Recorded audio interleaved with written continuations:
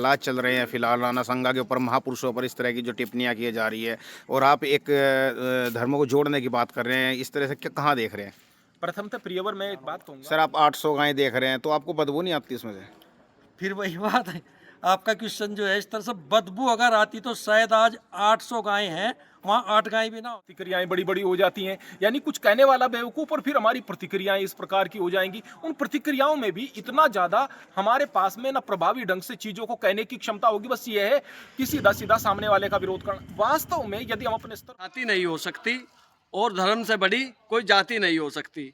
जब दिया ही नहीं होगा तो बाती का क्या करोगे? जब ये धर्म ही नहीं बचेगा तो जाति का क्या जी करोगे? क्या संदेश देंगे? आज प्रतिपदा का पहला दिन है, चैत्र मास के नवरात्रे भी चालू हो चुके हैं, नववर्ष भी हिंदू कैलेंडर के हिसाब से कर चुके हैं, क्या संदेश देंगे? सर्वप्रथम मैं सभी को शुभकामना देना चाहूँगा इस नववर्ष के पहले दिन पर।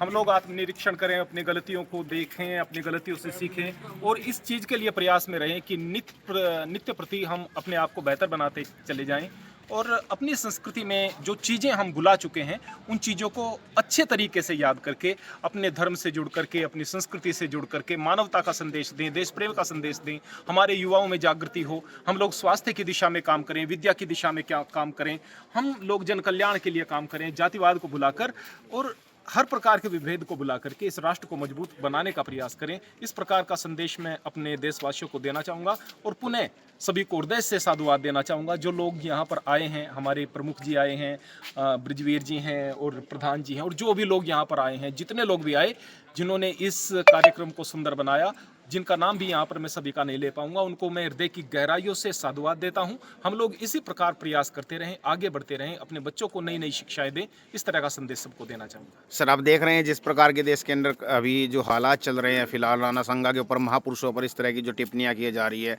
और आप एक धर्मों को जोड़ने की बात कर रहे हैं, इस तरह से कहाँ देख रहे हैं?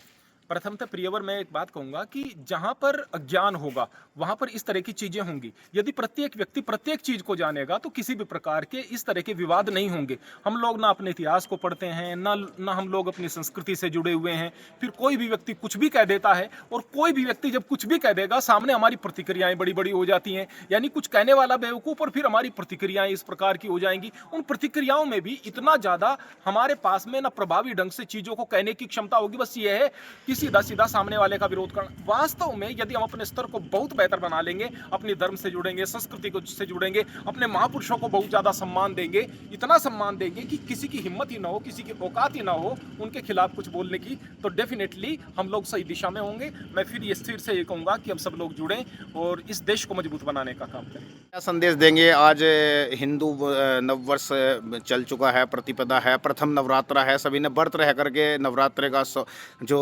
नए साल का स्वागत किया, क्या कहेंगे? संदेश तो यही देना चाहूँगा कि वास्तव में जो है हम अपनी जड़ों को भूले हुए हैं।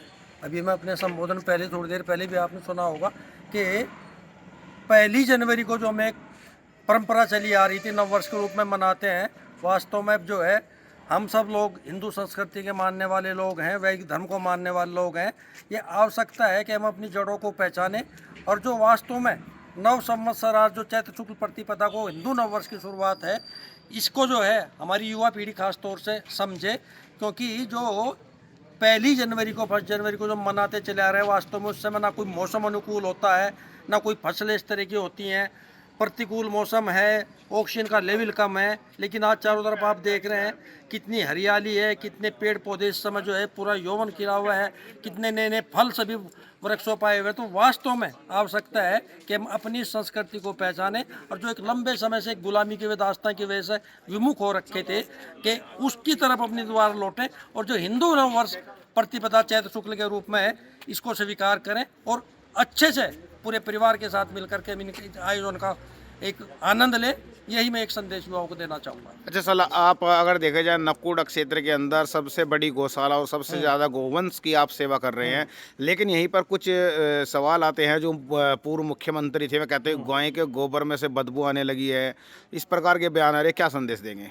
यही तो दुर्भाग्य है और ये जो हम हजारों साल गुलाम रहे हैं, वास्तव में इसी मानसिकता की वजह से रहे हैं कि हम अपने धर्म को, अपनी जड़ों को, अपनी संस्कृति को भूलकर इस तरह की अनाप शनाप बातें जो करते हैं, वही पतन का कारण बनता है। ये तो सौभाग्य है इस समय प्रदेश में एक अच्छी सरकार है, देश में एक अच्छी सरकार है। नहीं तो मैं अभी थोड़ी देर पहले भी जैसे बोल रहा था, वास्तव में अगर वही विधर्मी लोगों की सरकार होती तो आज बहुत बुरा हाल प्रदेश और देश के अंदर हो चुका होता। लेकिन हमें मानना पड़ेगा कि गाय एक पशु नहीं है, गाय हमारी माता है। जो लोग जो है गायत्री को एक पुस्तक मानते हैं, गंगा को केवल एक नदी मानते हैं, गाय को पशु मानते हैं, उस सोच से हमें बाहर आना पड़ेगा। तभी हमारी जो है हिंदू संस्कृति बचेगी, तभी ये देश बचेगा और तभी हम सबका कल्याण होगा। सर आप 800 गायें देख रहे हैं तो आपको बदबू नहीं आती इसमें से? फिर वही बात है, आपका क्वेश्चन जो है इस तरह से, बदबू अगर आती तो शायद आज 800 गायें हैं, वहाँ 8 गायें भी ना होती।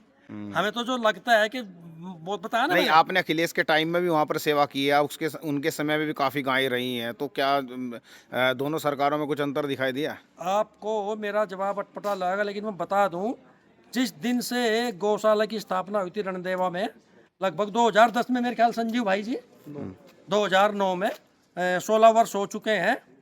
मैं तो वैज्ञानिक प्रमाण के आधार पर कह सकता हूं कि वास्तव में गौ सेवा का कितना फल मिलता है, अपने जीवन में वास्तव में सार्थक होते देख रहा हूं। इससे ज़्यादा कहने के लिए कुछ और है नहीं। तो मैं समस्त देशवासियों और क्षेत्रवासियों को अपने हिंदू नव वर्ष की हार्दिक शुभकामनाएं देता हूं और अपने क्षेत्रवासियों से बस ये निवेदन ये करना चाहता हूं कि हम सभी क्षेत्रवासी अपने समस्त हिंदुओं संगठनों के साथ मिलजुल के जो है उनके साथ कार्य करें, किसी भी काम में उनका सहयोग करें और जहाँ पे भी हिंदू संगठनों को, आम आदमी की जो संगठनों से भी जुड़े हुए नहीं हैं, वो जो है उनका वहाँ पर सहयोग करें और जातिवाद को बिल्कुल जड़ से ख़त्म कर दें। क्योंकि एक कवि ने एक कवि पर छाती नहीं हो सकती और धर्म से बड़ी कोई जाति नहीं हो सकती। जब दिया ही नहीं होगा तो बाती का क्या करोगे? जब ये धर्म ही नहीं बचेगा तो जाति का क्या करोगे? तो इस पछेड़े में ना पड़े। सभी भाई जो है सभी हिंदू हैं। जब जिस दिन हम सब एक होकर हिंदू होकर किसी काम को करना शुरू कर देंगे तो हमारे सामने किसी प्रकार की कोई भी बाधा आने की आ ही नहीं सकती।